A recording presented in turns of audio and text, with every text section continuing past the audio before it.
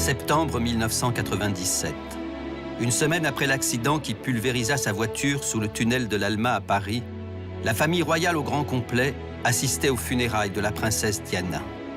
Pourtant, pour la monarchie anglaise, cela faisait plusieurs années que la jeune femme était déjà morte.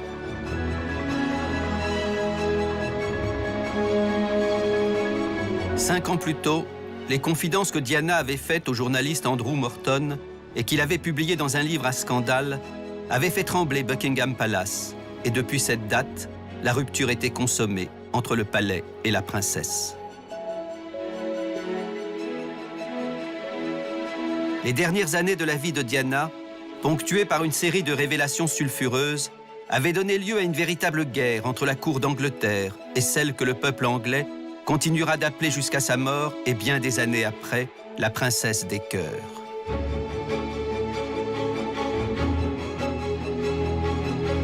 Mais comment expliquer que cette jeune femme de 36 ans, présentée dans un premier temps comme docile, soit devenue un adversaire aussi implacable du trône?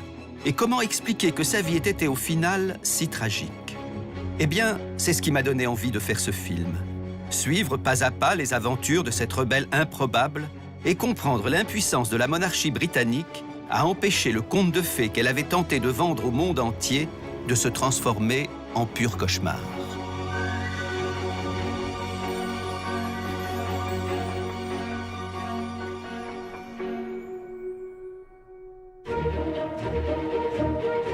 Le destin de Diana commença à se nouer le 1er juillet 1969, pendant l'une de ces cérémonies désuètes dont l'intérêt nous échappe, le jour où la reine intronisa prince de Galles son fils aîné, Charles. I, Charles, Prince of Wales, do become your liege man of life and limb, and of earthly worship. Et coïncidence, pure coïncidence, ce 1er juillet 1969, peut-être même à l'instant où la reine embrassait Charles, Diana fêtait son anniversaire sans savoir, la malheureuse, elle n'avait alors que 8 ans, que celui qui serait prochainement son futur mari allait lui gâcher la vie. Charles est quelqu'un de tourmenté lui aussi. Il n'a jamais été vraiment bien dans sa peau. Il se sentait rejeté par son père, il était intimidé par sa mère, et il ne se sentait pas à la hauteur du modèle qu'elle représentait pour lui. Il était aussi très conscient de ses obligations. C'est vraiment un homme de devoir. Quand il avait une vingtaine d'années, c'était quelqu'un de très sérieux, de très honnête. Il était travailleur, mesuré, réservé, et en même temps, c'était quelqu'un d'insupportable, avec des idées bien arrêtées qui considéraient que chacun devait plier devant lui. Un bon petit prince, donc. Il casse les codes, il est considéré par sa mère comme quelqu'un de profondément dangereux pour la monarchie, mais pour le coup pour des raisons politiques. Il revendique certaines idées et une certaine façon de penser son rôle politique. Or, la monarchie anglaise tient aussi par le fait qu'elle n'exerce pas un rôle politique, mais un rôle symbolique. Il avait demandé à être nommé représentant de la reine en Australie. Et puis après, il avait voulu être nommé gouverneur de Hong Kong. Cette demande n'a pas été suivie par le gouvernement, d'abord parce que Charles était un peu imprévisible dans ses discours, donc c'était quand même assez compliqué. Du coup, Charles se consacre à des activités philanthropiques, et puis, effectivement, il semblait renâcler à réaliser ce qui est sa fonction première, donc produire un héritier pour la couronne, puisqu'il ne se mariait pas. La pression était de plus en plus forte et les critiques de plus en plus nombreuses parce qu'il fréquentait beaucoup de filles, mais ne se mariait pas. Pour tout le monde, son job était avant tout de se marier, d'avoir un fils et de perpétuer la monarchie. Ce qui est craint à la fin des années 70, c'est que Charles, en multipliant les aventures avec des femmes mariées et qui ne sont pas d'un statut qui permettrait un mariage, mette effectivement la monarchie en danger. La décision fut donc prise au palais d'aider Charles à se trouver une épouse. Une matrone expérimentée, sa grand-mère, proposa ses services. Ce qu'on attendait du prince de Galles, c'était qu'il épouse soit quelqu'un de son milieu, de lignée royale, et de nombreuses princesses étrangères ont été pressenties, comme la princesse Astrid de Luxembourg par exemple, soit quelqu'un issu de l'aristocratie. Traditionnellement, la famille royale avait toujours procédé ainsi. On considérait qu'il était plus prudent de respecter un équilibre. Il était impensable qu'un prince épouse l'un de ses sujets. Sans compter la peur d'avoir quelqu'un au passé embarrassant qui aurait pu pousser certains à des indiscrétions dans la presse. Dès que Charles apparaissait en public avec une nouvelle petite amie, les journaux s'interrogeaient sur son passé, sur son expérience. Une façon polie de dire « est-elle vierge ?» Parce que même si à l'époque les Britanniques vivaient hors mariage, divorçaient, s'envoyaient en l'air, ils voulaient que la famille royale vive selon les critères de la génération précédente. La famille royale étant pressée, le casting dura peu de temps, et la reine-mère tira très vite de son chapeau le nom d'une jeune femme qui n'était autre que la petite-fille de sa propre dame de compagnie. Les deux old ladies se connaissaient bien et se persuadèrent l'une l'autre de la justesse de leur choix. Diana Spencer, une aristocrate de 19 ans, issue d'une famille qu'on ne pouvait rêver plus respectable. La famille Spencer était très prestigieuse. Elle remontait au Moyen Âge. Et comme beaucoup d'aristocrates en Grande-Bretagne, ils se considéraient comme plus importants que la famille royale.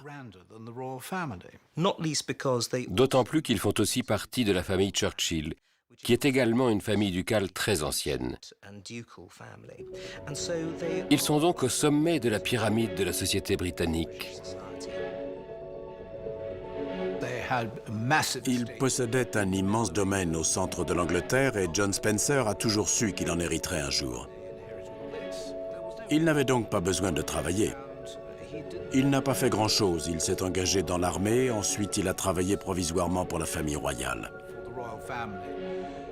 Frances, la mère de Diana, était elle aussi une aristocrate. C'était typiquement le genre de personne à épouser l'héritier d'un fabuleux domaine. Et c'est ainsi que Diana vit le jour, le 1er juillet 1961, dans le comté de Norfolk, précédée par deux sœurs, Sarah et Jane. Charmante petite fille, mais qui obligea néanmoins sa mère à se remettre immédiatement à l'ouvrage pour engendrer cette fois un héritier mâle. Diana comprit très tôt qu'elle n'avait pas été désirée. Et même si ses parents l'aimaient, elle traversa son enfance en portant sur ses épaules le poids de la déception qui avait été la leur en découvrant que c'était une fille qu'ils avaient mise encore une fois au monde. Par chance, le vaste domaine de son père était superbe et Diana aimait s'y perdre dans les champs ou les bois qui l'entouraient. Rien ne manquait pour l'agrément de ses hôtes. Tennis, piscine, lac, haras. On pouvait croire à première vue que la future princesse était élevée dans un petit paradis terrestre. Pour la famille royale, Diana ne pouvait donc être qu'une rose anglaise, an English rose, qu'on pouvait acheter sur catalogue, les yeux quasiment fermés. Elle est jolie, elle est jeune, elle est vierge. En tout cas, on le suppose, et c'est quelque chose de très dur à trouver. Elle est timide, malléable. À l'époque, tout cela semblait parfait. Voilà pourquoi ils l'ont choisi. Ils l'ont sous-estimé. Son illustre pédigré leur convenait. Quant à sa personnalité, ils l'ont jugée docile. Elle ne l'était pas. C'est en effet l'erreur de casting du siècle. L'erreur d'un petit clan de privilégiés, coupé de la réalité du monde et affublé d'œillères bien plus handicapantes que celles des chevaux qui tiraient leur carrosse.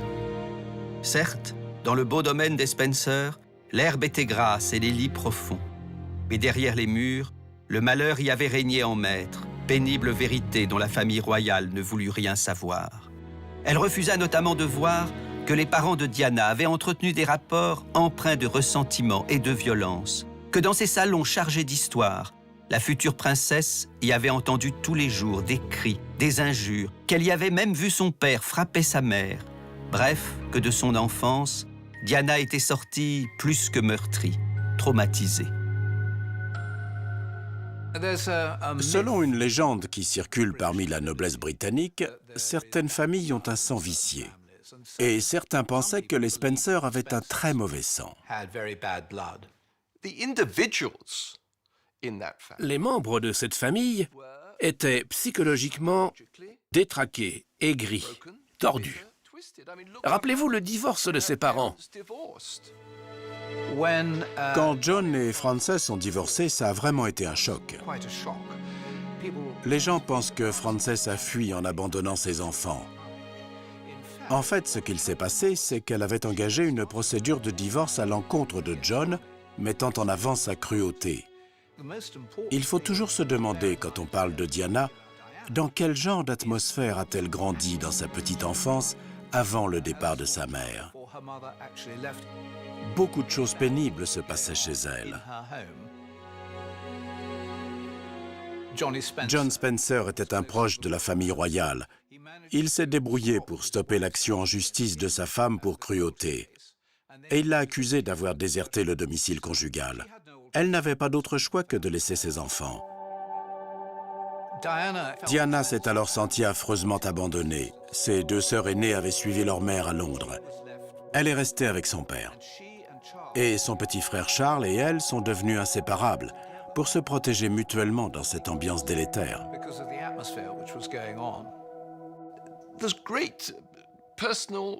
Il y avait de gros problèmes dans cette famille. Et si un travailleur social s'occupait d'une famille déchirée comme celle-ci dans une HLM de Birmingham, il trouverait normal qu'une fille issue d'une famille psychologiquement aussi perturbée, agressive, habituée aux coups de poignard dans le dos, soit elle aussi très perturbée. Diana a hérité de cette violence, mais elle a réussi à l'étouffer. Il était impossible de savoir vraiment ce qu'elle ressentait. Elle a appris très tôt à cacher ses sentiments. Elle est ainsi devenue un petit animal très complexe. Si on n'exprime pas ses sentiments, qu'on les garde pour soi, on devient quelqu'un de compliqué, et c'est ce qui lui est arrivé.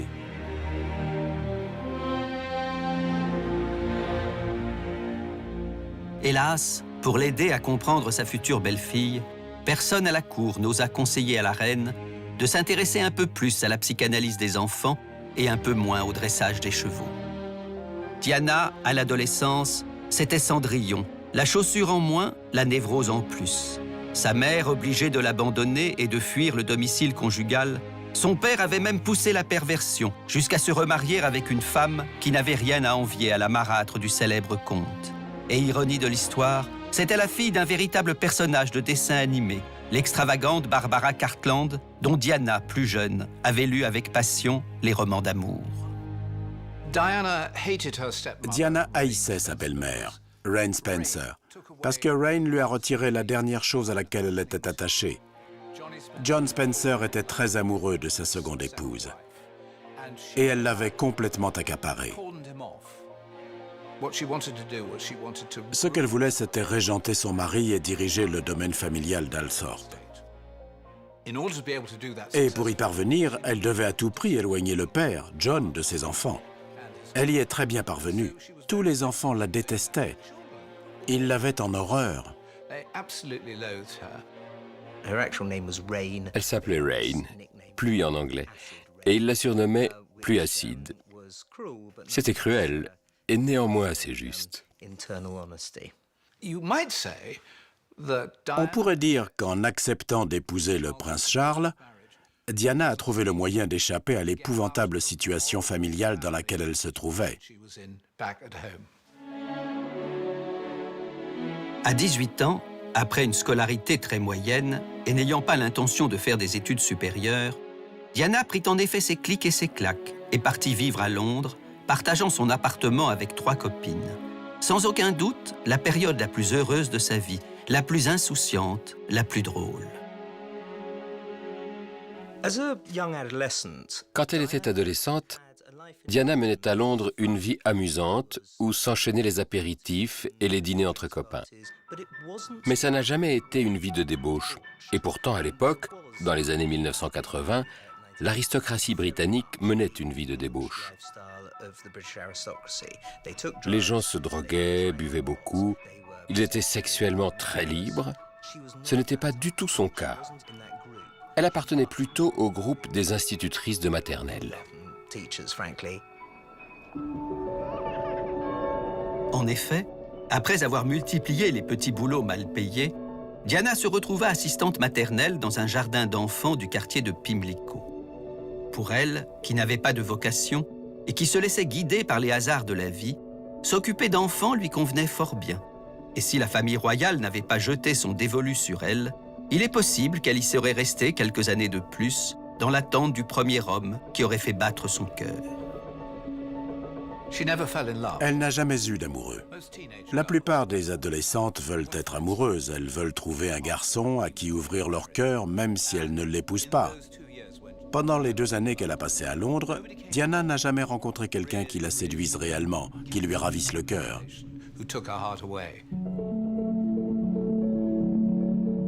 Et ce fut donc lui, l'homme que sa famille sommait de se marier, qui vint la voir un beau jour et lui demanda si elle voulait l'épouser, comme s'il allait de soi qu'elle réponde oui. Pas seulement Diana, mais toutes les jeunes filles de son âge en Grande-Bretagne souhaitaient épouser un prince, se promener en carrosse, porter des diadèmes, des diamants et de jolies robes. Toutes les filles du royaume rêvaient d'être princesses de Galles. Et Diana allait réaliser ce rêve. Allait-elle refuser? Non.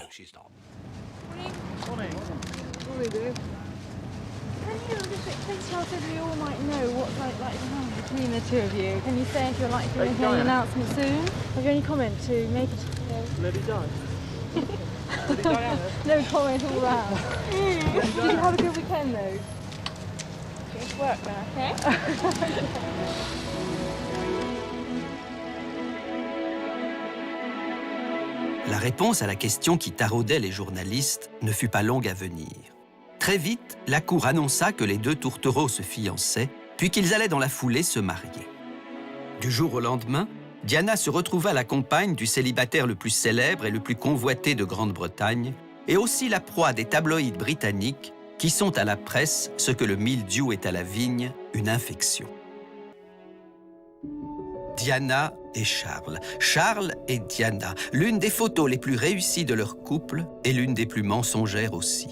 Car non seulement Charles avait accepté d'épouser Diana par obligation et non par amour, mais en plus son cœur, et depuis longtemps, était pris par une autre femme, Camilla Parker Bowles. Camilla tient un rôle capital dans cette histoire. Avec Camilla, Charles se sentait en confiance. Il se sentait vraiment à l'aise. Elle était sympathique, chaleureuse, drôle, décontractée. Tout le contraire de la famille royale. C'est ce qui explique pourquoi Charles se sentait si bien avec elle. J'ai rencontré Camilla à peu près à la même époque que le prince Charles. J'allais assister à des parties de polo à Smith Lawn, près du château de Windsor. Elle appartenait à un groupe de femmes qui, elles aussi, assistaient à ces parties de polo. La plupart d'entre elles étaient élégamment vêtues. Elles portaient des carrés Hermès, elles avaient des sacs Gucci. Camilla, elle, portait un vieux jean fermé par une épingle à nourrice. Elle n'accordait aucune importance à son apparence. Elle était coiffée n'importe comment, mais elle dégageait un magnétisme qui la distinguait des autres. L'aristocratie anglaise était un peu trop bien élevée, un peu trop bien habillée. Elle était animale. Le lien qui unissait Charles à Camilla était aussi fort qu'ancien. Mais l'épouser lui était impossible, Camilla n'étant pas de sang royal et n'appartenant pas davantage à l'aristocratie. Leur amour était d'emblée voué à la clandestinité. Camilla lui a dit « Écoute, marie cette idiote, elle n'y verra rien, elle est toute émerveillée par la royauté, c'est exactement le genre de fille qu'il nous faut pour poursuivre notre liaison. Elle t'embêtera pas, elle comprend rien à rien, elle est idiote. » Elle l'appelait la souris, elle ressemblait à une souris. C'est le nom que lui donnait Camilla. Et c'est vrai que la petite souris, dans un premier temps, fut parfaite. Ayant emménagé au palais après l'annonce de ses fiançailles, elle en sortait de temps en temps pour une cérémonie, et en quelques semaines, on put croire qu'elle avait trouvé sa place dans sa nouvelle famille, qui l'exhibait comme un trophée. À l'époque du mariage, les deux époux se sont présentés au monde avec, d'un côté, le mari sérieux, raffiné, intello, sorti de Cambridge, et de l'autre, Diana, très heureuse de jouer la petite ingénue qui avait tout à apprendre de Charles. Ça aurait très bien pu marcher. Charles semblait en effet lui montrer la voie, inaugurant des expositions, coupant des rubans avec plus ou moins de talent. Diana à ses côtés pour sourire, charmer l'assistance, recevoir des fleurs ou des compliments. Avec bonne volonté et simplicité, elle accomplissait les quelques gestes symboliques qui étaient de son ressort, oubliant pendant quelques heures le doute qui la rongeait pendant les nombreuses absences de Charles, ou lorsque celui-ci, amant peu discret, laissait traîner un indice. Il y a la fameuse histoire du bracelet, un bracelet qui vient de chez Asprey, un des plus grands bijoutiers londoniens, qui est livré pour le prince Charles. Bon, Diana regarde, l'ouvre pour voir ce que c'est. C'est un bracelet avec deux initiales, G et F. Et donc il apparaît que ce bracelet, en fait, c'était un cadeau que Charles voulait faire à Camilla Parker Bowles. Et donc c'était Fred et Gladys qui étaient leurs surnoms. Alors Charles lui dit, mais non, pas du tout, ce n'est pas ce que tu crois. Il s'agit d'un cadeau pour justement montrer que c'est la fin de ma liaison avec elle, puisque bon, maintenant nous sommes fiancés, je vais t'épouser.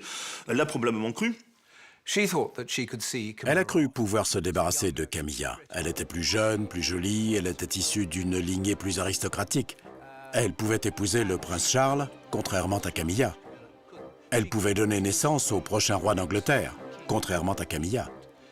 Elle était donc sûre de l'emporter. Mais ça n'a pas été le cas.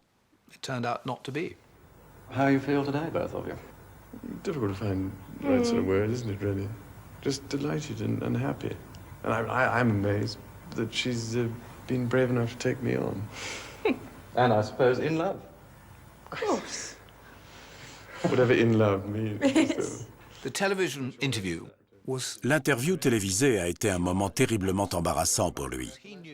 Parce qu'il savait que Camilla regardait. Et il ne voulait pas dire qu'il était amoureux de sa future épouse. Il aurait alors trahi l'amour qu'il portait à Camilla. Voilà pourquoi il a esquivé si maladroitement la question. Parce que Camilla regardait. Ils n'étaient pas encore mari et femme, mais Diana entrevoyait déjà que son couple risquait de n'être qu'une illusion. Sa propre sœur, Sarah, qui avait été un temps l'une des petites amies de Charles, lui avait décrit son infidélité, et la tristesse qui l'envahissait se révélait parfois en public, comme dans cette scène où elle éclata en sanglots et dut être exfiltrée. Il est très clair que Diana était victime du système Windsor. Ce système qui veut qu'on épouse quelqu'un de son milieu, et après cela, on a des aventures extra-conjugales, tout en restant ensemble, parce qu'il faut sauver la face dans le milieu social auquel on appartient. Donc c'est une victime de ce milieu. Mais en même temps, elle vient de ce milieu. Elle en connaît les codes. Elle est allée dans les écoles où on enseigne ces codes. Elle est allée aux parties qui se déroulent selon ces codes. Elle représente la société de classe dans toute son horreur, comme elle n'existe qu'au Royaume-Uni. Assurément, c'était une victime, mais la victime de sa propre ambition. Elle connaissait tout de la royauté. Elle s'est mariée sachant parfaitement à quoi ressemblait la vie derrière les murs du palais. Et elle s'est délibérément jetée dans la gueule des loups. Mais pour l'instant, aux yeux de l'immense majorité du peuple anglais, les loups du palais de Buckingham ressemblaient encore à des agneaux, et chacun se préparait donc avec enthousiasme au mariage de Charles et de Diana. Il faut dire que si la monarchie britannique coûte cher, elle génère également des centaines de millions de livres. Un mariage, une naissance, un jubilé, et voilà les affaires qui repartent de plus belle. Ce 29 juillet 1981, Diana pensait cependant à autre chose qu'à la rentabilité de ses épousailles. Car alors même que la foule et les journalistes se pressaient autour du palais, elle hésitait vraiment à se marier, demandant à ses sœurs si éventuellement il n'y avait pas un plan B. Il est vrai que la veille même des noces, Charles, au comble de la délicatesse, avait passé la nuit avec Camilla. Mais le jour dit, à l'heure dite, Diana fut néanmoins au rendez-vous Et plusieurs centaines de millions de téléspectateurs la regardèrent se diriger vers la cathédrale Saint-Paul, accompagnée par son père. « Tu ne peux pas reculer, lui avaient répondu ses sœurs.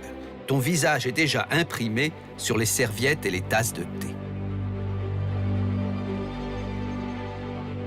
Et Diana avança vers l'autel, comme si elle n'avait pas d'autre choix que de faire don de sa personne à la monarchie.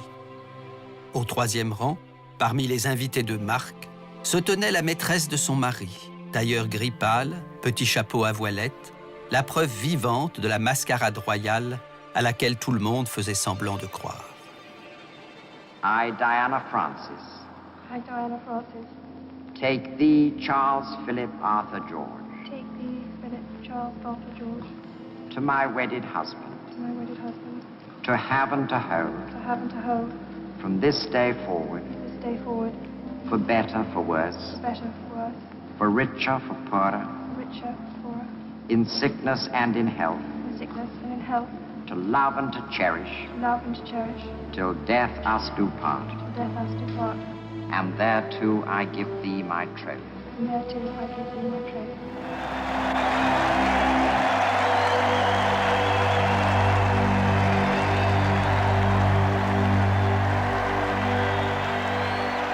Everybody was fooled. Tout le monde a été dupé, parce que tout le monde a bien voulu être dupé. Pendant un moment, les Anglais se sont autorisés à croire en quelque chose d'invraisemblable. Voilà cette jeune fille de 19 ans, belle et séduisante, qui épouse l'héritier du trône. Ils font ce jour-là la une des médias du monde entier. Il y a des photos de partout. Bien sûr que tout le monde voulait croire à une véritable histoire d'amour.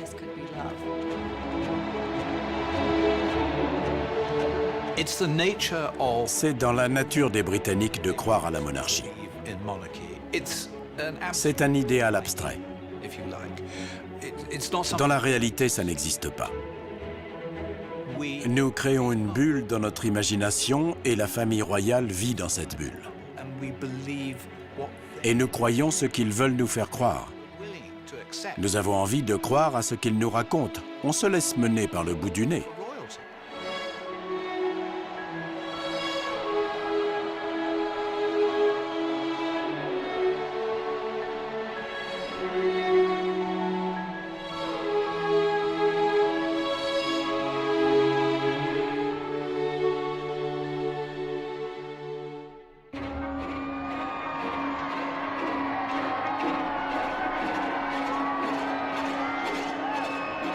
Après le mariage, on le devine, vint le voyage de noces.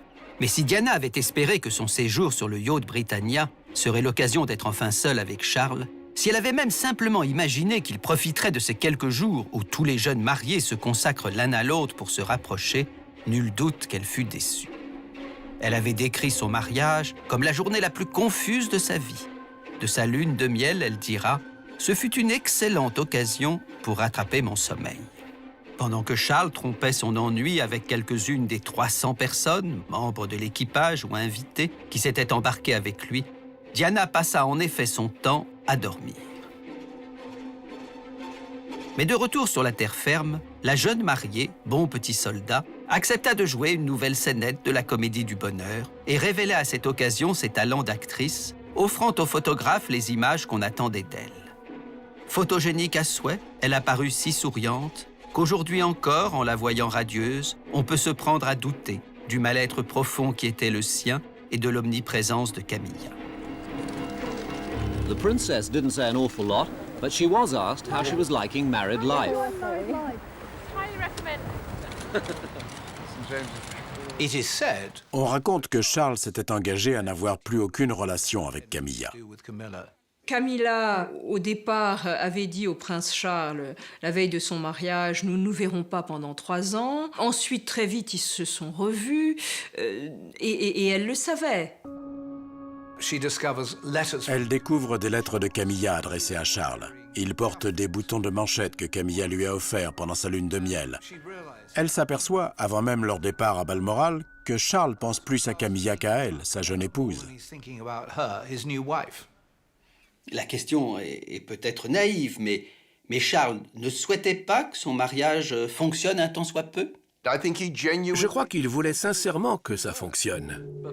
Mais il était peut-être trop intelligent pour tomber bêtement amoureux et devenir le compagnon de quelqu'un de beaucoup plus jeune et plus simple que lui. Il ne fait aucun doute que le prince Charles a épousé une délicieuse et chaste jeune fille, une vraie jeune fille, pas encore une femme. Elle n'avait pas la maturité nécessaire pour apporter à Charles ce qu'il attendait d'une femme.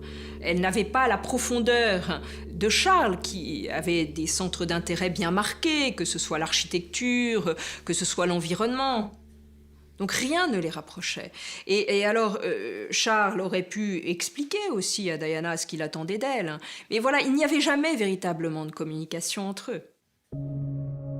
À vrai dire, personne ne communiquait dans la famille royale, comme si chacun mettait un point d'honneur à se priver de cette faculté pourtant très utile qu'on appelle la parole et qui permet d'exprimer sa pensée ou ses sentiments au moyen de sons.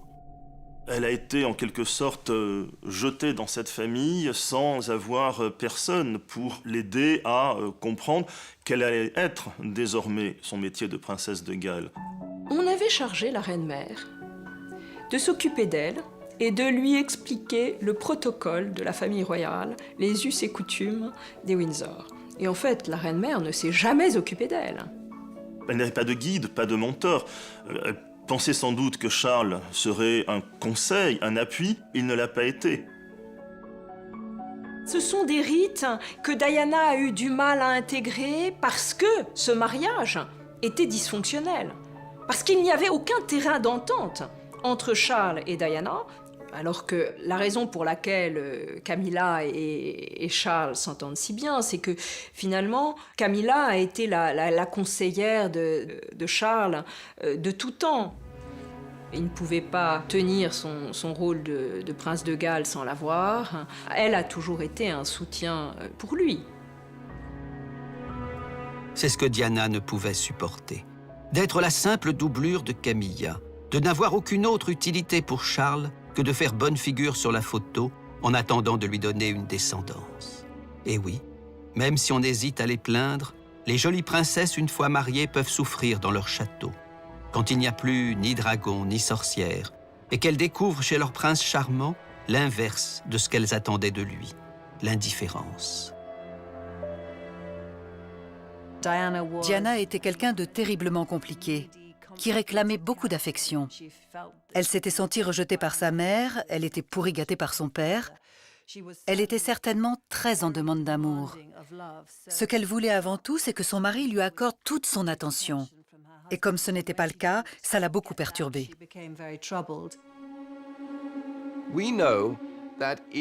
On sait que dans les premiers mois de son séjour à Balmoral, Diana a commencé à se comporter d'une façon très étrange. Elle avait des crises de larmes. Nous savons qu'elle était boulimique, qu'elle souffrait de troubles alimentaires. Tout ça n'était que le début, sans doute à cause de la situation qui l'oppressait.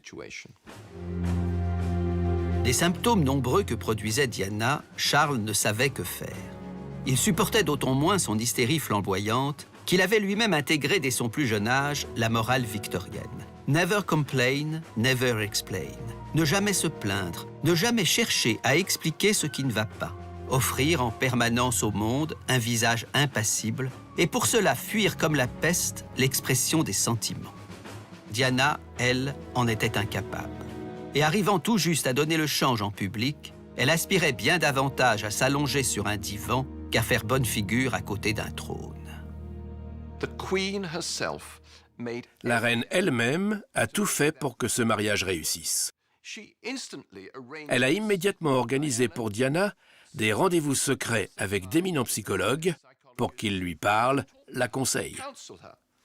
Ensuite, quand dans les mois qui ont suivi, elle a continué à aller mal, la reine s'est dit « c'est sûrement à cause de la pression médiatique ». Et pour la première fois de sa vie, elle a convoqué tous les rédacteurs de presse écrite pour leur demander de laisser Diana tranquille. Mais il était déjà trop tard pour que les bonnes intentions de la reine produisent leur effet. Trop tard pour que les tourments de Diana s'apaisent. Trop tard pour que la presse accepte de laisser tranquille une personnalité qui prenait aussi bien la lumière. car depuis son mariage, la popularité de la princesse n'avait fait que grandir. Chacune de ses apparitions provoquait un véritable engouement dans la foule des badauds, et Charles finalement s'en félicitait, bénéficiant lui aussi de ce regain d'amour pour la monarchie. Avec condescendance, il regardait cette femme qu'il savait si fragile faire aussi bon visage en public, convaincu que le moment venu, elle se rangerait derrière lui. Charles n'était encore que prince. Quand il deviendrait roi, Diana serait bien obligée de lui laisser la première place sous les projecteurs. Et alors, comme toutes les épouses d'un souverain régnant, elle perdrait inévitablement de sa superbe. Cela étant, pensait Charles, ne traînons pas et passons tout de suite à l'essentiel, c'est-à-dire à l'étape suivante. C'est le rôle principal qu'on attendait de la princesse Diana lorsqu'elle est entrée dans la famille Windsor, produire 2 héritiers. Oui, que Diana engendre 2 héritiers, un de plus que nécessaire, par sécurité, on n'est jamais assez prudent. Charles disait qu'il en faut toujours un de rechange, c'était son expression. On l'imagine facilement, l'annonce de la grossesse de Diana, enceinte 2 mois à peine après son mariage, fut saluée à la cour par un ouf de soulagement. Après tout, le plan conçu par la famille royale n'était peut-être pas si mauvais. Hélas, 3 fois hélas, c'était compté sans cet étrange phénomène que Freud appelait la compulsion de destin, comme un formidable appétit de mort qui plaçait sans cesse Diana en porte-à-faux par rapport au bonheur.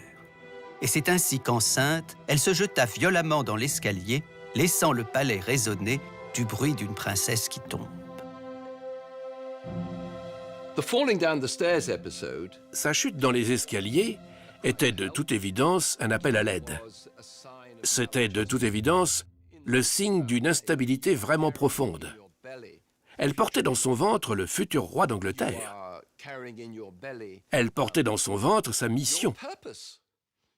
On l'a sortie de nulle part d'abord et avant tout pour pondre ce bébé qu'elle a fait très rapidement, pour que le spectacle continue. On peut, à juste titre, chercher un lien avec sa fonction royale et voir déjà dans cet acte de sabotage potentiel une colère, une tristesse, une forme de tragédie, un sentiment d'emprisonnement. Elle a alors pris conscience de façon évidente du pétrin dans lequel elle s'était fourrée et qui semblait sans issue à l'époque. How is Lady Di? She's very well, Vicky. Marvelous. Was it a very painful experience? Have you ever had a baby? No, I haven't. I should wait and see. He's in very good form. Marvelous. And looking more healthy and more human-like.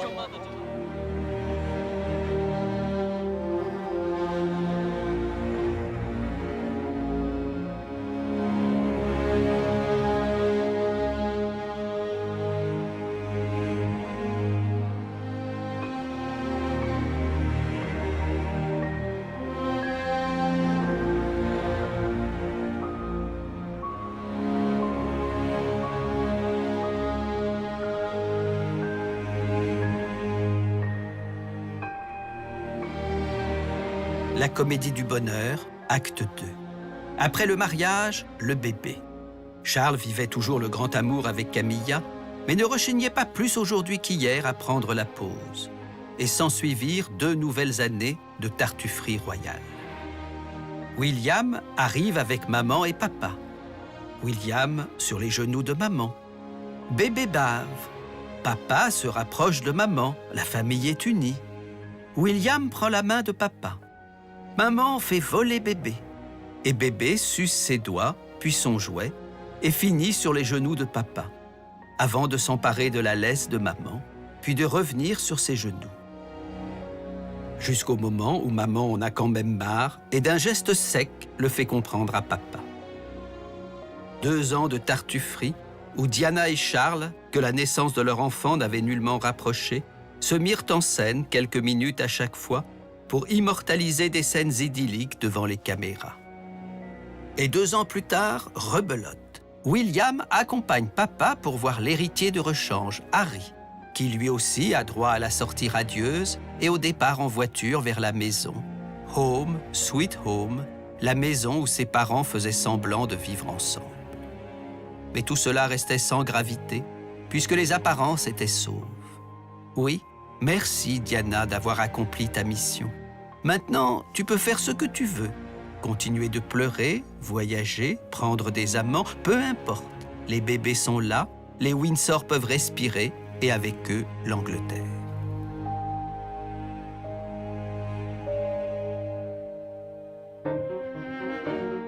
L'histoire de Diana aurait pu s'arrêter ici. Ses enfants auraient grandi auprès de leur mère et le service de communication du palais aurait géré avec bienveillance toutes les étapes de leur vie, comme ici, à l'entrée en classe du petit prince William, que ses parents surnommaient affectueusement Wombat, nom d'une famille de marsupiaux vivant dans les forêts d'Australie. À chaque fois, nous aurions été au rendez-vous de tous ces joyeux moments de la vie où il faut vraiment avoir un cœur de pierre pour ne pas être attendri.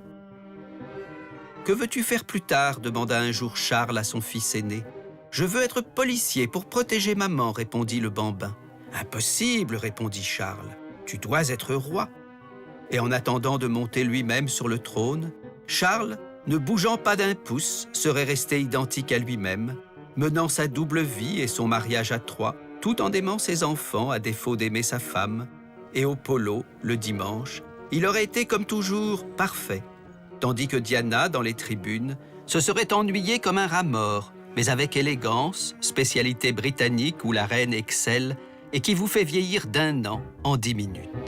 Toute sa vie, Diana aurait eu cet air détaché et triste, ce regard de mort-vivant, cette allure de zombie distingué, son petit bouquet à la main, échangeant quelques paroles protocolaires avec sa belle-mère, dont la froideur lui glaçait les os. Seulement voilà, se produisit alors quelque chose que personne n'avait prévu et certainement pas l'intéressée elle-même quand elle épousa son bonhomme de mari. En quelques années, Diana était devenue une star, ou plutôt, en quelques années, elle avait changé de statut. De star essentiellement locale, comme le prince Philippe ou les autres membres de la famille royale, à l'exception de la reine, elle était devenue star planétaire. Le fait d'être à la fois membre de la famille royale et d'être belle a provoqué le déchaînement des médias. Je crois qu'elle était consentante. La presse et les photographes, ça faisait partie du jeu pour elle. Elle apprenait très vite. Et rapidement, elle a vu son visage faire la couverture des magazines pour lesquels elle devait payer autrefois.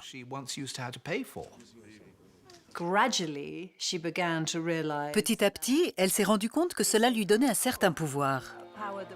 Un pouvoir complètement différent de celui de la famille royale et à l'opposé de celui de Charles.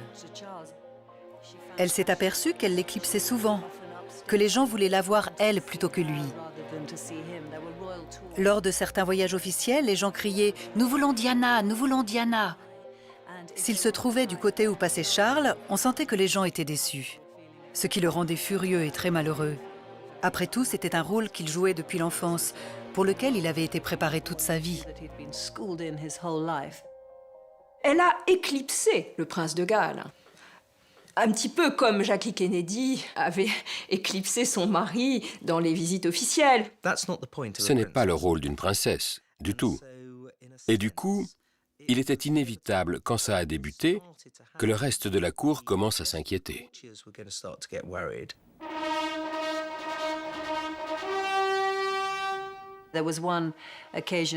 D'habitude, après une cérémonie d'ouverture du Parlement par la reine, la presse du lendemain commente son discours et le programme du gouvernement.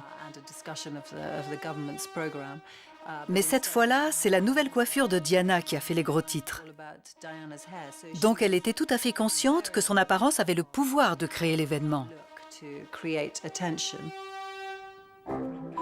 La reine Élisabeth et sa mère avaient beau faire des effets vestimentaires et porter à l'occasion des robes pimpantes, chaque fois que Diana montrait ne serait-ce que le bout de son nez, on ne voyait qu'elle.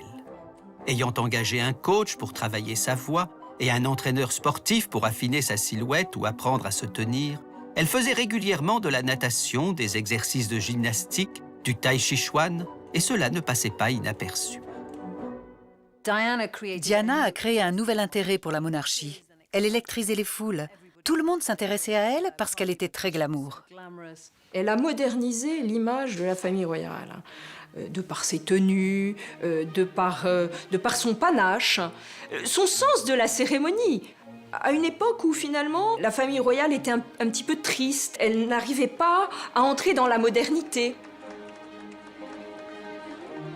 Diana, qui n'avait jamais eu conscience de son charme, commençait à se trouver belle. Et elle commençait surtout à comprendre qu'elle pouvait utiliser à son profit ce titre d'Altesse royale qu'elle avait jusque-là subi. Et Charles, bien obligé de l'emmener avec lui dans ses voyages officiels, comme ici en France, devait supporter les 1001 compliments que recevait sa femme et que du coup, on ne lui adressait pas. Et permettez-moi d'ajouter, madame, que votre charme et votre élégance ont depuis longtemps séduit tous les Français.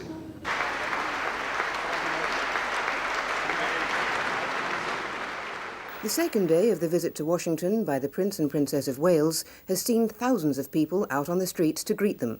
But it's last night's banquet at the White House, when the Princess danced with film star John Travolta, that's still the main talking point. It was glamorous night at the White House. Mrs. Reagan was in charge of who stood where, but there was only one star on this stage. The princess's new evening gown of midnight blue velvet was complemented by a choker of pearls with the centerpiece of a stunning sapphire. Hollywood was making its entrance. Clint Eastwood managed to smile for once. Neil Diamond said he'd sing for the princess. If I'm asked to, I'll be happy to sing. What would you sing? Tom Selleck was hoping for a dance. That would be nice. It was altogether a great night. Neil Diamond did sing, and John Travolta had a Saturday night dance with the princess. Mais Diana n'était pas seulement une princesse d'apparat. Même si elle se complaisait sous les ors des palais, il est clair qu'elle n'aurait jamais pu être aussi populaire si elle ne s'était pas montrée humainement différente des autres membres de sa caste. Diana est devenue célèbre parce qu'elle appartenait à la famille royale. Mais on l'aimait parce qu'elle était tout le contraire de la famille royale. Elle était tellement fragile. Quand elle était heureuse ou triste, elle le montrait. Et c'est ce qui a plu aux gens et qu'ils ont senti très vite. Diana savait d'instinct établir un contact avec les gens. Elle ne voulait pas être quelqu'un de distant qui salue derrière la vitre d'un carrosse. Elle voulait aider les gens. Elle était très attentionnée avec les enfants, les personnes âgées, les malades et ceux qui souffrent. Dans sa dernière interview, elle a dit « Je suis plus proche des gens d'en bas que de ceux d'en haut ». Elle avait une empathie naturelle. Et comme elle avait elle-même beaucoup souffert, elle comprenait le malheur. Diana, c'est une icône pop. C'est l'équivalent dans le monde des têtes couronnées de ce que peut être Michael Jackson. C'est en effet une culture qui mêle cette forme de bienveillance, d'empathie, pleine d'émotions. On est dans l'univers de la pop culture que peuvent représenter des chanteurs qui, la main sur le cœur, vont aller faire du charity business. On est dans un monde qui a abandonné la politique, qui a abandonné l'idée de changer la vie et qui se replie sur quelques images qui vont permettre de faire rêver. Néanmoins, soyons justes, Diana ne se contenta pas d'avoir quelques bonnes œuvres. Voulant laisser sa marque et bousculer la routine philanthropique du palais, elle élargit considérablement le champ des interventions charitables de la famille royale. Lorsque elle va rendre visite à des lépreux dans des léproseries, dans un déplacement en Inde, par exemple, eh bien ça, c'est quelque chose qu'aucune princesse n'avait fait avant elle. Ce ne sont plus les pauvres ou les enfants malades en Angleterre. Ce sont des catégories qui n'existaient pas, si je puis dire, auparavant. Lorsqu'elle prend un malade du sida dans les bras, on en est encore à s'imaginer qu'on peut attraper le sida en serrant la main de quelqu'un qui est malade. The princess met the staff, including Shane Snape, who is 28, a state-enrolled nurse, and himself a carrier of the AIDS virus. He's had it for 2 years. To reach out and touch.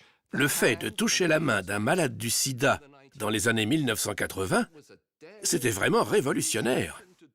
Personne, et pas seulement dans la famille royale, n'aurait fait une chose pareille. C'était tout à fait naturel pour elle dans cette situation. Pas question de se protéger en portant des gants. As the years went by, Les années passant, on l'a vu développer une grande intelligence, une grande compréhension des choses.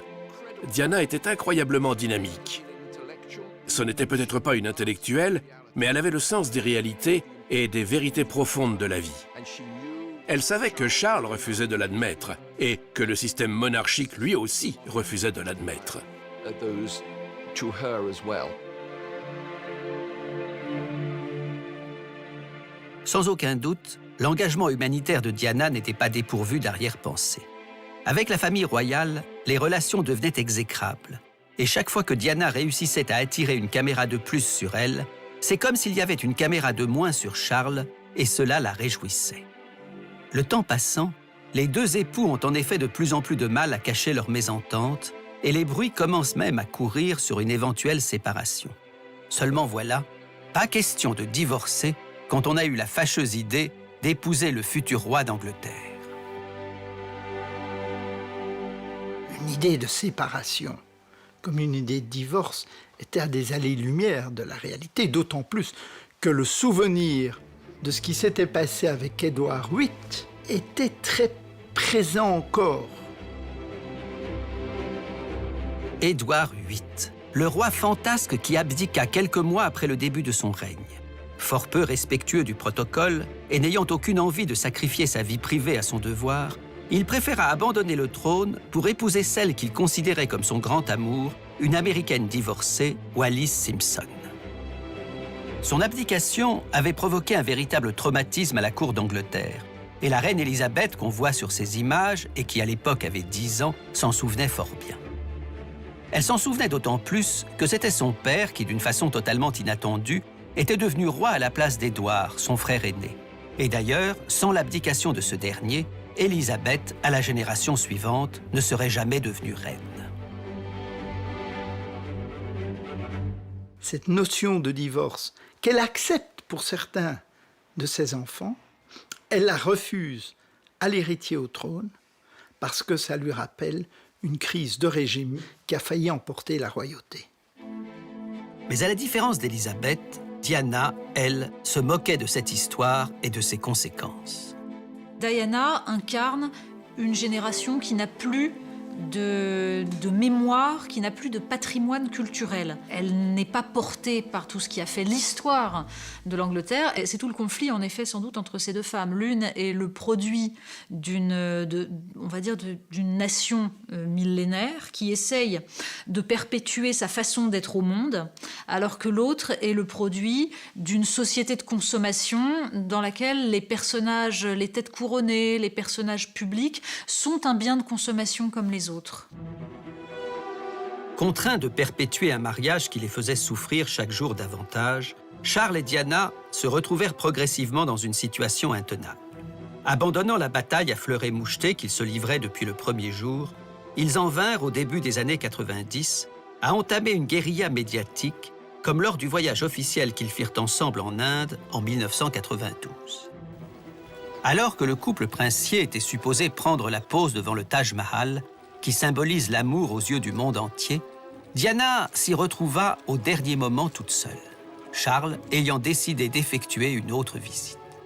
Cet affront blessa profondément la princesse, mais quelques jours plus tard, elle le lava elle-même en public, détournant délibérément la tête lorsque son mari, vainqueur d'un match de polo, tenta de déposer un baiser sur sa joue. La foule, ainsi que tous ceux qui accompagnaient le couple, étaient mortifiés, raconta leur ancienne attachée de presse.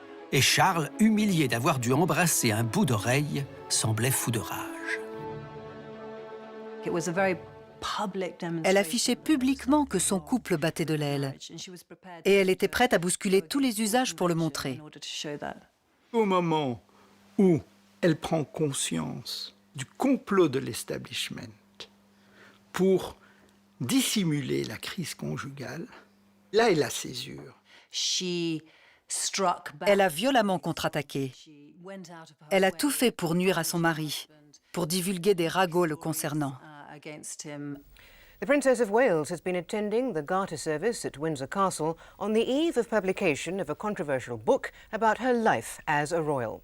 Its author, Andrew Morton, has spoken for the first time since details of the biography became known, and he claims there's chronic instability inside the royal family.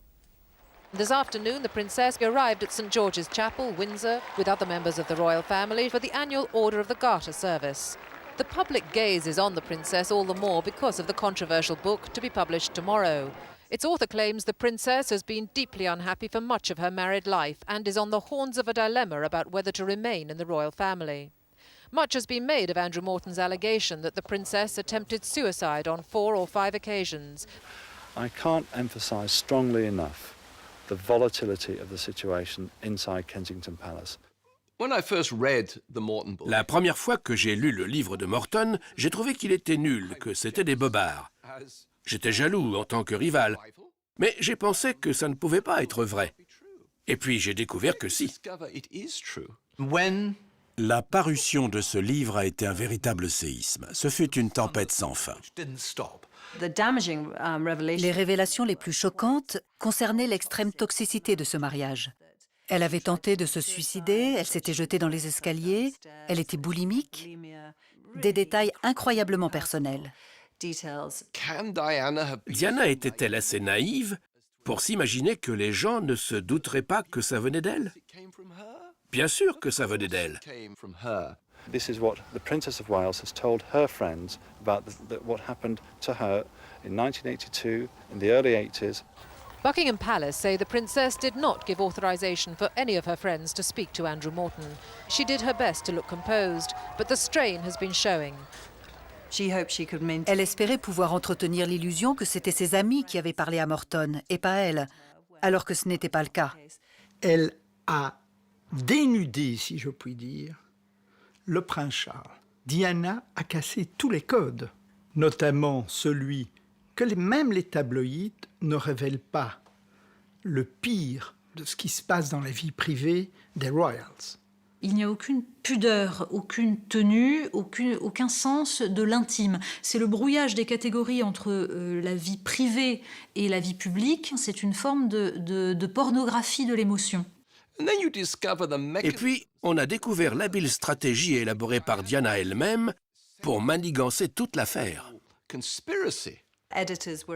Les éditeurs étaient réticents. Elle s'est personnellement engagée à confirmer que c'était vrai. Elle voulait à tout prix que le livre sorte.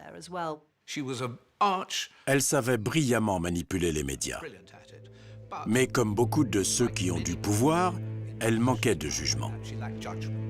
Et en autorisant la publication du livre d'Andrew Morton, elle a failli casser la machine. Beaucoup de gens ont alors considéré que les Windsor n'étaient pas capables de gouverner. Elle a réalisé que c'était elle qui avait tué la confiance des gens dans la monarchie. C'était une sorte de guillotine. En tout cas, c'était une déclaration de guerre. Impossible de faire marche arrière. Après ça, il était absolument impensable qu'elle retrouve sa place dans la famille royale. Elle avait déjà bouleversé le protocole, mais là, c'était comme si elle avait craché au visage de la reine et du reste de la famille royale. C'était absolument intolérable. Dernier voyage officiel de Charles et de Diana, la Corée. Peu de temps avant de partir, ils s'étaient violemment disputés, Diana n'ayant pas supporté les rumeurs sur sa santé mentale que l'entourage du prince avait fait courir. Pendant tout le voyage, elle affichera un visage de martyr, comme si elle portait le deuil de son mariage et assistait, avec un parfait inconnu, à 8800 km de chez elle, à son propre enterrement. Diana, her true story, the Korean version, is in the shops. For Koreans, it's all deeply puzzling. I can't understand it, said this man. I just remember their wedding was so spectacular. It's very interesting, he says. We don't have books like that about leading Koreans. Pour la énième fois, Charles s'était écrié « Comment as-tu pu croire sérieusement que je serais le premier prince de Galles dans l'histoire à ne pas avoir de maîtresse ?» Et pour la énième fois, Diana lui avait répondu « Comment as-tu pu croire sérieusement que je pourrais souffrir sans que cela se voie ?» Tout n'était plus maintenant qu'une question de moi. voire de semaines. Le palais devait tirer un trait sur ce fâcheux intermède qui durait depuis plus de 10 ans. Mais quelle issue convenable trouver à ce vaudeville royal. Diana était la mère du futur roi d'Angleterre. On ne pouvait la congédier comme une cuisinière qui aurait laissé brûler le rôti de la reine. Et puis, il y avait la presse, omniprésente, qui suivait Diana comme son ombre et immortalisait chaque moment de sa vie, attendant le moindre dérapage, le plus petit faux pas. Oui, comment se débarrasser d'une aussi encombrante princesse? Elle avait à peine dépassé la trentaine, elle était en pleine forme, elle faisait du ski, du jogging. Certes, elle était instable et suicidaire, mais jusque-là, ses passages à l'acte n'avaient pas été couronnés de succès. Et il était fort possible qu'elle vive jusqu'à 100 ans, accueillie aux 4 coins du monde comme l'épouse légitime du prince de Galles. Décidément, cette année 1992 était maudite. Annus horribilis, dira la reine, qui coup sur coup avait vu divorcer son fils cadet Andrew, puis sa fille Anne. Année horrible où jamais le palais ne regretta autant d'avoir lié son sort à cet imprévisible ennemi de la monarchie, qui jouait les saintes nitouches, mais qui avait néanmoins réussi à fragiliser la couronne. Parallèlement à l'émancipation de Diana, le comportement de la presse a commencé à changer. Elle ne respectait plus autant la famille royale. Les gens étaient devenus avides de potins. Jusqu'à l'épisode Diana, les tabloïds ne faisaient que de l'actualité royale, heureuse, à la guimauve. C'est Diana qui a changé les données. Soudain, elle faisait vendre les journaux. Les rédacteurs en chef disaient que si Diana ne faisait pas la une des journaux, les ventes chutaient de 30 à 40%. Pareil pour les magazines.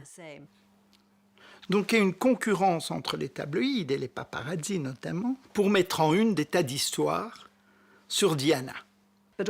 Sans compter aussi qu'à l'époque, du fait de la désintégration du mariage de Charles et Diana, il y avait des clans rivaux au palais de Kensington. La presse avait donc de nouvelles sources d'informations. Beaucoup de gens voulaient parler. C'est alors qu'éclata le Squeegee Gate, un scandale dont le nom évoquait le Watergate, qui avait conduit à la démission du président américain Nixon.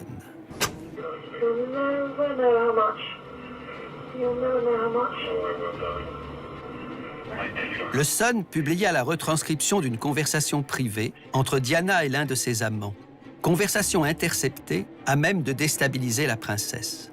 On l'entendait par exemple dire à plusieurs reprises « je t'aime » et son amant la gratifiait de surnoms affectueux et intraduisibles comme Squeegee. Était-ce bien la voix de Diana? Qui était son mystérieux interlocuteur?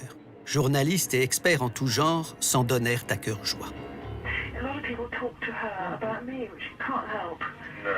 Based on newspaper reports yesterday, the palace said simply that the evidence to hand did not lead it to believe that the tape should be taken seriously. Today, after listening to part of the recording, a spokesman said that what he'd heard suggested that it was not possible to reach a conclusion. L'homme de la cassette fut identifié comme étant le nommé James Gilbey, et l'Angleterre découvrit celui qui réussissait donc à combler Diana d'une façon autrement plus convaincante que Charles. On était en décembre 1992, l'annus horribilis arrivait à son terme, il était temps de tirer le rideau, et c'est ce que fit le Premier ministre John Major en annonçant officiellement la séparation de Charles et de Diana. The Prince and Princess of Wales have decided to separate. Their Royal Highnesses have no plans to divorce, and their constitutional positions are unaffected. This decision has been reached amicably, and they will both continue to participate fully in the upbringing of their children. Their Royal Highnesses will continue to carry out full and separate programs of public engagements and will from time to time attend family occasions and national events together. En réalité, la séparation ne régla rien. Et à partir de ce moment-là, Diana sembla au contraire se déchaîner. Pas une semaine, presque pas un jour sans une rumeur, sans une révélation sur ses peines de cœur ou ses ennuis domestiques. Elle a un côté très très petit bourgeois, Diana, dans sa façon de mettre en avant ses malheurs personnels, de les jouer sur la scène et de montrer que ce dont elle rêve, c'est son épanouissement, elle rêve de vivre comme tout le monde. Dénoncer l'hypocrisie au nom d'une cause, au nom d'une collectivité, au nom de l'égalité, oui. Mais il n'y a pas d'héroïsme à dénoncer l'hypocrisie de l'étiquette quand c'est uniquement parce que cette étiquette vous a empêché de vivre votre bonheur individuel. Elle restait quelqu'un qui jouissait de privilèges et qui n'a pas remis en cause la nature même de ces privilèges. Elle a remis en cause le fait que ça l'empêchait d'être heureuse. Le prince pensait en avoir fini avec ce qui était pour lui aussi un calvaire. Mais son épouse, car John Major l'avait bien précisé, ils étaient séparés, pas divorcés. Mais son épouse, considérant qu'il était loin d'avoir bu le calice jusqu'à la lie, ne cessait de le poursuivre de sa vindicte, l'empêchant de jouir tranquillement de ses passions, y compris des plus paisibles. Et Diana, jubilant d'avoir retrouvé ce qui ressemblait à la liberté, rayonnait. Car même si son agenda continuait de comporter nombre d'obligations officielles, celle-ci était moins pesante et lui laissait du temps pour batifoler à sa guise, y compris avec les hommes. La presse se fit l'écho d'une liaison avec son moniteur d'équitation, d'une autre avec son garde du corps, d'une autre encore avec un marchand d'art, lui-même marié. Mais vraies ou fausses, ces liaisons adultérines n'empêchaient pas les enfants de considérer leur princesse comme un modèle à qui ils étaient heureux d'offrir des fleurs à chaque occasion. Radieuse, légère, détendue. Tous ceux qui ont croisé Diana au cours de sa visite en France sont unanimes, la princesse de Galles semble avoir un poids de moins sur les épaules. On conçoit aisément que loin de Buckingham et de son carcan sans chaperon ni époux, Diana soit infiniment plus à l'aise, infiniment plus elle-même. En tout cas, le prince Charles a fêté samedi son 44e anniversaire seul. En guise de cadeau, les journaux anglais ont étalé à la une ses conversations avec celle qui serait sa maîtresse de longue date, Camilla Parker Bowles. Diana, victime de ce genre de mésaventure quelques mois plus tôt, était hier souriante. Peut-être pensait-elle qu'après tout, c'est bien chacun son tour. It was only a matter of time before the tabloids printed what's been circulating in private for days, the full transcript of an alleged conversation between the Prince of Wales and Camilla Parker Bowles. Eh oui, car après le Diana Gate, il y eut le Camilla Gate, tout ce que les Anglais avaient toujours voulu savoir sur les relations entre Charles et Camilla, sans jamais oser le leur demander. Comment ils se parlaient dans l'intimité, quels mots doux ou crus ils s'échangeaient, à l'abri des regards, mais manifestement pas des oreilles indiscrètes. Charles, je veux me sentir tout contre toi, de haut en bas, dedans et dehors. Camilla, c'est exactement ce dont j'ai besoin en ce moment. Charles, je voudrais vivre caché dans ton pantalon, ce serait beaucoup plus facile de te voir. Que Dieu me pardonne, j'aimerais être ton Tampax.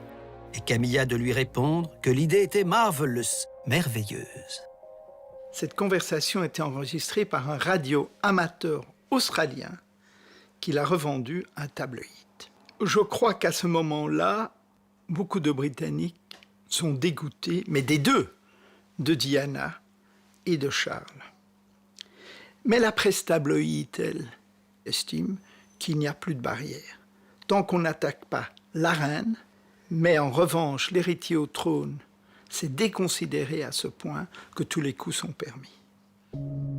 Pour Charles, il n'est plus question dès lors de se réfugier dans le silence. Parler à son tour, se trouver lui aussi un biographe et ne plus cacher son malaise et même son désarroi.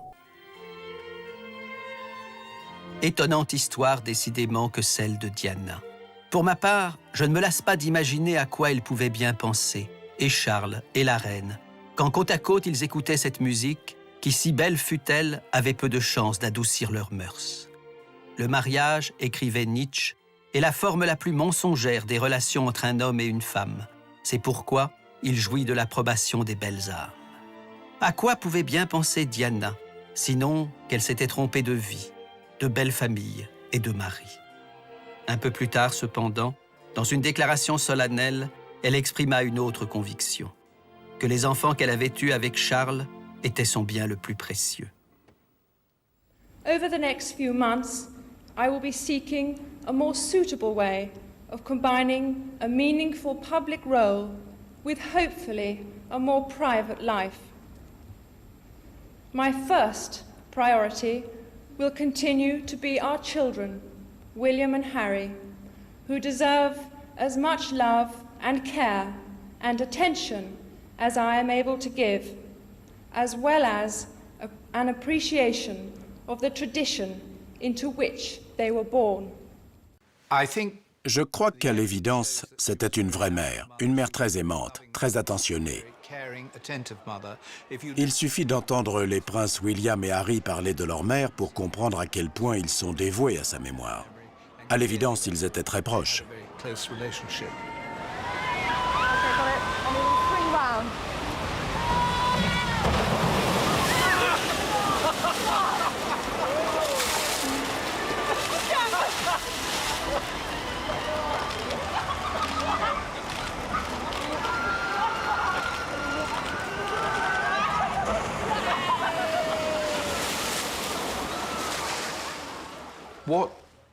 Ce qu'on sait moins, c'est qu'après la rupture, elle s'est servie des enfants comme d'une arme contre son mari.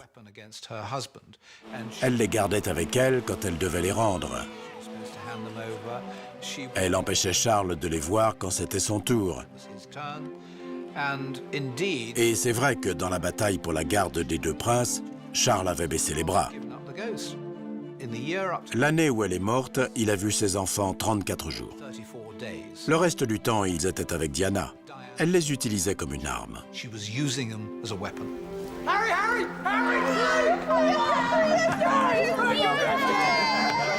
No, Mama, you can't touch it! Mama, you can't touch it! Q has to, because you saw him! It's very successful. C'est là sans doute que Charles et la famille royale ont compris que la petite jeune fille de 19 ans qu'ils étaient venus chercher pour qu'elle perpétue la lignée des Windsor leur ferait payer au prix fort la mission qu'elle avait remplie. Elle voulait que cela soit bien clair. William et Harry n'étaient pas la propriété du palais. Ses enfants étaient d'abord et avant tout les siens. Certes, ils s'inscrivaient dans une histoire séculaire. Bien évidemment, ils avaient un père, et tant mieux s'ils les aimaient et en avaient de temps en temps la charge, histoire de jouer avec eux ou de leur transmettre un peu de son savoir. Mais ils avaient surtout une mère, et aux yeux de Diana, quand il serait temps pour William de régner, la cour ne devait jamais oublier que c'était la chair de sa chair qui monterait sur le trône. Et d'ici là, Diana ne raterait pas une occasion de le rappeler à tous. Elle est devenue manipulatrice. Elle considérait qu'elle était en permanence discréditée par la famille royale et par le prince Charles. Alors elle est devenue très manipulatrice.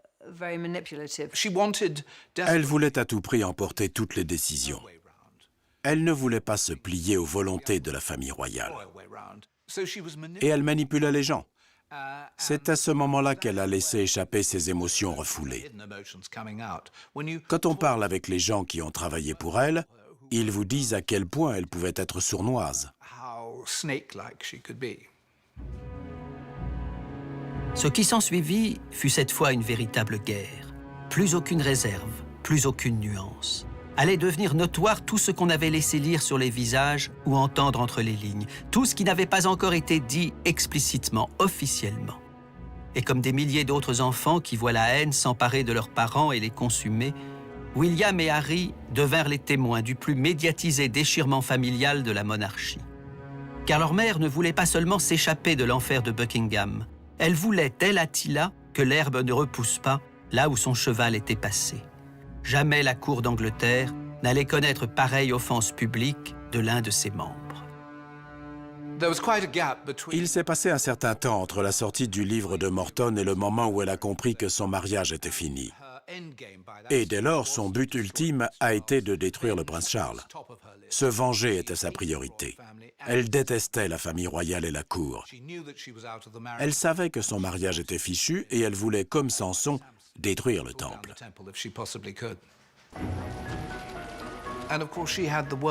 Et en plus, elle avait la presse mondiale de son côté. Ses moindres faits et gestes faisaient la une des journaux. Elle faisait l'ouverture des journaux télévisés. Elle avait plus de pouvoir que cette famille qui régnait depuis 1000 ans.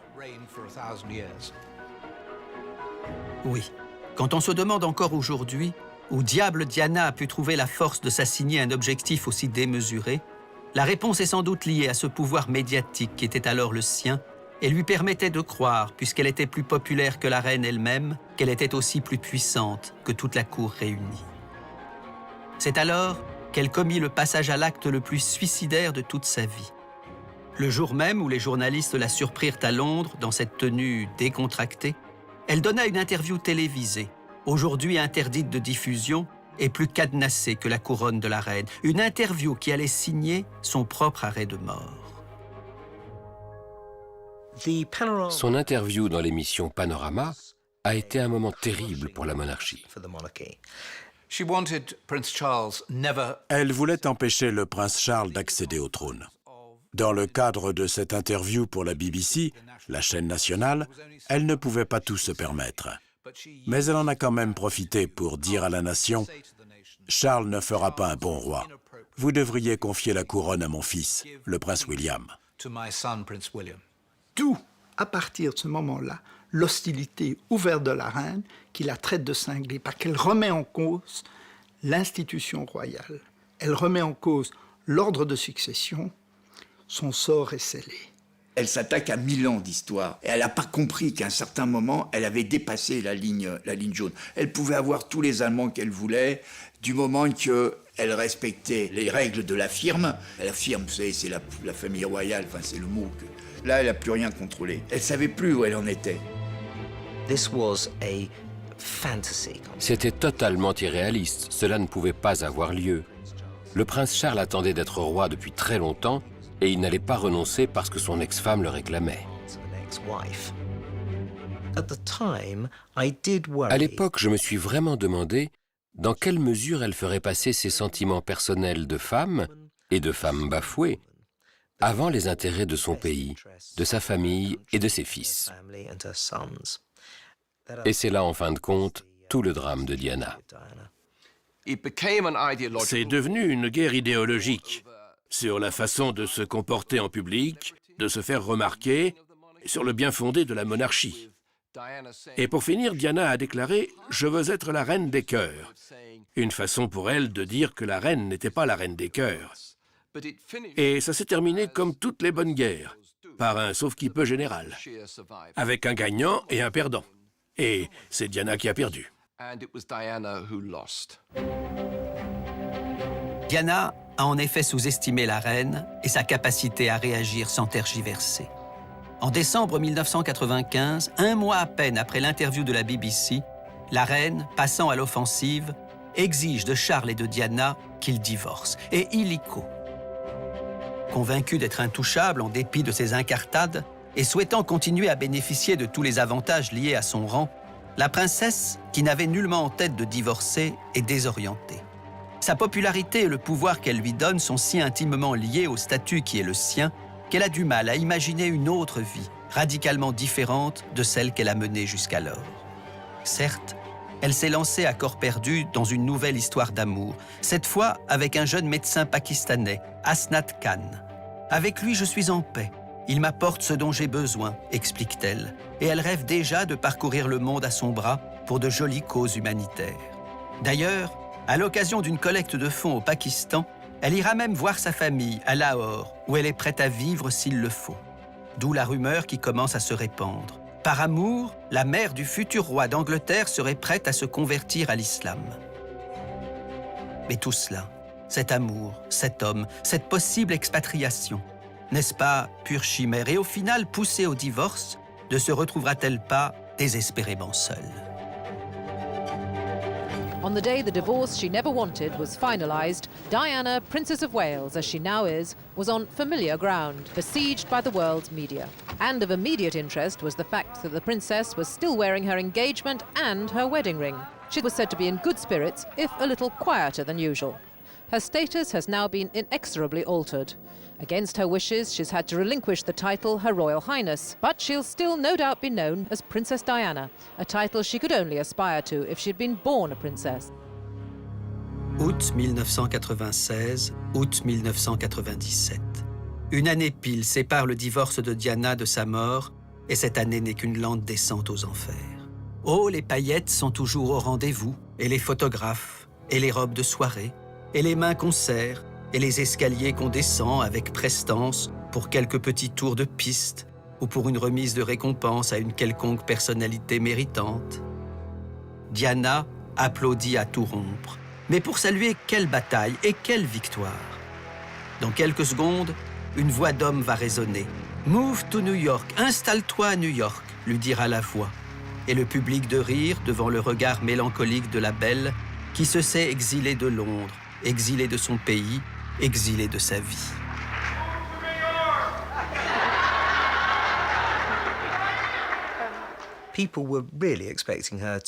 Les gens voulaient vraiment qu'elle s'installe en Amérique, peut-être même avec un milliardaire américain, et qu'elle ne soit plus un personnage central de la société britannique. Mais à New York, ou à Washington, ou à Miami, qu'est-ce qui aurait été différent pour elle?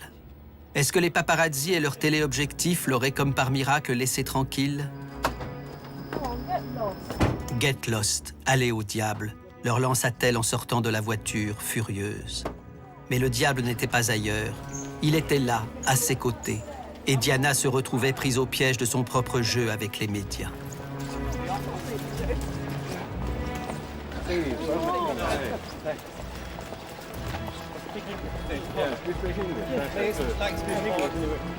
Pas une minute de répit, même en vacances avec ses enfants.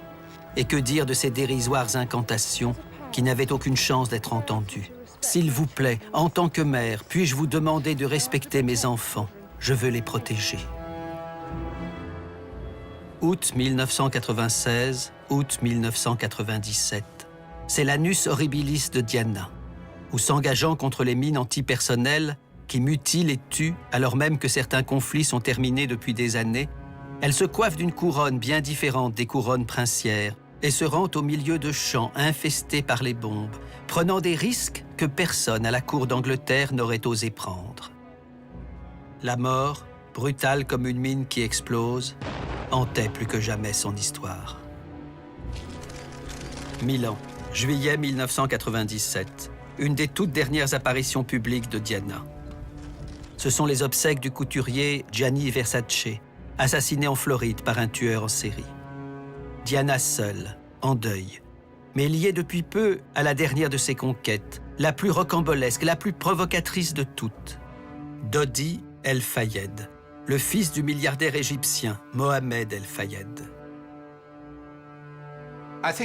C'était de la provocation. Elle voulait être vue avec Dodi El Fayed, parce que ce n'était pas quelqu'un de fréquentable. Elle a dit « Je vais tous vous surprendre ». C'était presque comme un message adressé à l'establishment, signifiant qu'elle était allée encore plus loin que ce à quoi l'on s'attendait. Surtout en choisissant Dodi El Fayed, dont le père, déjà à l'époque, critiquait ouvertement l'establishment. Mohamed El Fayed a toujours voulu rentrer dans l'establishment. Et évidemment, c'est pas un club. C'est pas parce qu'on a de l'argent et qu'on peut payer la cotisation qu'on peut être admis au club. Et ça, il en a ressenti une énorme frustration. En fait, il avait construit une espèce de roman entre son fils et Diana. Et c'est pour ça qu'il l'avait invitée à Saint-Tropez, à une période où elle était délaissée, où elle ne savait pas très bien où aller avec ses enfants. Et il a fait venir son fils. Et puis, par un concours de circonstances, il y a eu une histoire qui s'est nouée entre eux. Et Mohamed El Fayed en avait déjà tiré des plans sur la comète.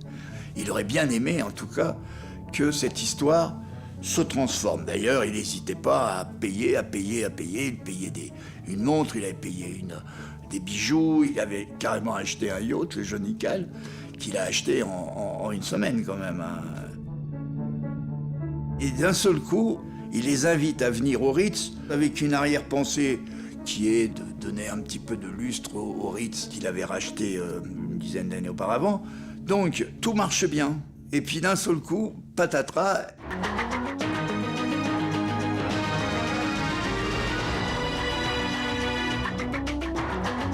Madame, monsieur, bonjour. La princesse de Galles, Lady Di, est morte cette nuit à Paris dans un accident de voiture. Elle se trouvait avec son ami, le milliardaire saoudien Dodi El Fayed, mort lui aussi, ainsi que le chauffeur de leur voiture, un employé de l'hôtel Ritz, Lady Di et Dodi Al-Fayed étaient arrivés hier à Paris. Au sortir du Ritz, leur voiture, une Mercedes noire, a été prise en chasse par des paparazzis. L'accident a eu lieu dans le tunnel du pont de l'Alma vers minuit. Le chauffeur a perdu le contrôle de la Mercedes qui roulait, semble-t-il, à très très vive allure. La princesse, elle, est décédée 4 heures plus tard à l'hôpital de la Pitié-Salpêtrière. Jamais elle aurait dû se trouver dans cette voiture quand même, puisque normalement elle avait un chauffeur qui était expérimenté, dans une autre Mercedes qui était elle habituelle. Jamais son chauffeur n'aurait essayé de conduire comme un fou dans les rues de Paris. Enfin, c'est une règle, tous les chauffeurs de maître vous le diront, et jamais cet accident n'aurait dû avoir lieu. L'émotion submergea l'Angleterre. Diana était trop familière à chacun pour disparaître ainsi de la première page des journaux. Le conflit violent qui l'opposait à la famille royale était si notoire que sa mort apparut comme une victoire du palais, sinon comme l'aboutissement d'un complot. Et des millions d'Anglais voulurent non seulement la pleurer, mais aussi la venger. Et l'attitude de la famille royale, lymphatique et distante comme à l'ordinaire, leur apparut cette fois insupportable. J'étais dans la foule les jours qui ont suivi la mort de Diana. Au début, tout le monde était sous le choc, parce que cette personne si célèbre, si jeune, si dynamique, si pleine de vie, était morte d'une façon tellement violente et choquante. Et puis les gens ont exprimé leur profond chagrin en apportant des fleurs, des montagnes de fleurs qui s'étalaient devant le palais de Buckingham. Mais cette vive émotion, au bout de quelques jours, s'est transformée en autre chose. Elle s'est retournée contre la famille royale parce que la famille royale ne réagissait pas. C'était comme s'ils restaient cloîtrés à Balmoral et n'étaient pas concernés par l'émotion du peuple. And I'm devastated. I'm a great royalist. It's just too terrible. I just feel it is my duty to be here to say goodbye to Diane, my princess. I don't think I would have done this for any other member of the royal family. La semaine qui a suivi la mort de Diana a été sans doute la pire de l'histoire de la maison Windsor. Les gens ont douté de la capacité de la famille royale à les comprendre. La reine a refusé d'admettre la violence de l'impact de la mort de Diana sur la nation. Pour les gens, elle restait un membre de la famille royale. C'était la mère du futur roi. Mais pour le palais, elle n'était plus rien. À quoi bon faire tant d'histoires? Et le symbole de tout ça a été le drapeau du palais de Buckingham. Il n'avait pas été hissé à mi-mât, il n'était pas en berne. C'est devenu à ce moment-là le symbole même de l'insensibilité de la monarchie. Traditionnellement, il n'y a pas de drapeau en berne, même pas pour le père de la reine, le roi. Cela a vraiment surpris, plus que choqué la cour à Buckingham, quand ces demandes pressantes ont afflué de partout pour exiger de rompre avec une tradition vieille de plusieurs siècles et de hisser ce fameux drapeau à mi-mât. C'était des signes d'une tradition qui, pour le coup, paraissait totalement poussiéreuse. Les journaux britanniques parlaient de cobweb monarchy, une monarchie pleine de toiles d'araignée. Et cette incompréhension a pu nourrir l'idée que finalement, on n'avait pas besoin de monarchie, que la reine était out of touch, déconnectée des préoccupations des gens, et qu'on pourrait peut-être effectivement se passer d'elle. Jamais la monarchie n'a été autant menacée par le courant républicain. Pour la première fois au cours de cette semaine, le courant républicain, qui est plus ou moins constant à 10-12%, est monté jusqu'à 25%. Une semaine. Pendant une semaine après l'accident, c'est vrai, la monarchie britannique vacilla, et certains pensèrent même que cela allait permettre la revanche posthume de la jeune princesse. Mais c'était oublié, encore une fois, que Diana était le pot de terre et Élisabeth le pot de fer.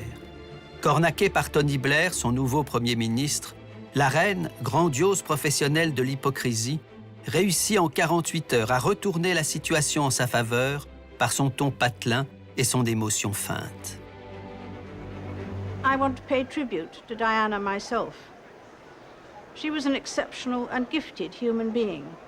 In good times and bad, she never lost her capacity to smile and laugh, nor to inspire others with her warmth and kindness.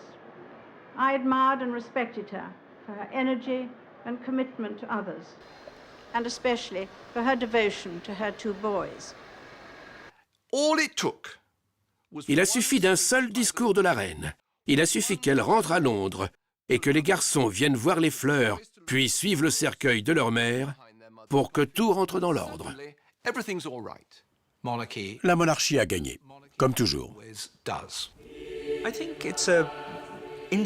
Cela prouve à quel point la famille royale peut être en fin de compte flexible. Ils savent formidablement tirer leur épingle du jeu. Si le peuple réclame quelque chose, ils savent crever l'abcès et agir en conséquence de façon à désamorcer les critiques. Peu après la mort de Diana, a eu lieu le 50e anniversaire du mariage d'Élisabeth et Philippe. On n'imagine pas d'événement royal plus célébré, comme si rien ne s'était passé. Les eaux se sont refermées sur Diana et elle a été totalement oubliée. Diana oubliée. On a du mal à le croire. Et pourtant, ce n'est pas un hasard s'il n'y a qu'un petit bassin et un parc pour enfants qui portent son nom à Londres. La monarchie anglaise est aujourd'hui d'autant plus rayonnante qu'amnésique. Charles a fini par épouser Camilla. Kate est devenue la nouvelle princesse en vogue. Et la reine est plus que jamais vissée à son trône. Mais après tout, qu'est-ce que Diana aurait bien pu changer à l'ordre du monde? Ce n'était pas une insurgée, juste une jeune princesse émotive, belle et malheureuse en son royaume, et qui claquait des portes ou cassait des vases. Diana était une image. Elle s'inscrivait dans l'éphémère, le consumérisme et le spectacle. Cela étant, elle n'en a pas moins été un moment de grâce dans l'histoire féroce de la monarchie anglaise. Elle avait d'incontestables qualités humaines, une vraie compassion pour les plus faibles, et l'admiration qu'elle portait à ceux qui, comme Mère Teresa, vouent leur vie aux plus démunis, était sincère. Quand Nelson Mandela la rencontra peu de temps avant qu'elle ne meure à Paris, la sympathie qu'il lui témoigna n'avait rien de protocolaire. Diana le touchait, et d'abord par son absence de préjugés racistes, qui contrastait avec les sentiments xénophobes de nombre d'aristocrates anglais. Peut-être est-ce d'ailleurs ce qu'on doit retenir de l'histoire de Diana, qu'il ne fait pas bon d'être humain, trop humain, dans le petit monde étouffant des têtes couronnées. En tout cas, que les petites filles qui se déguisent en princesses pour leur anniversaire et qui rêvent du prince charmant se souviennent de la leçon. Il vaut mieux, en grandissant, qu'elles ne fassent pas la même erreur que Diana et qu'elles se tiennent à bonne distance des palais, des carrosses, des simagrées royales et des mensonges princiers.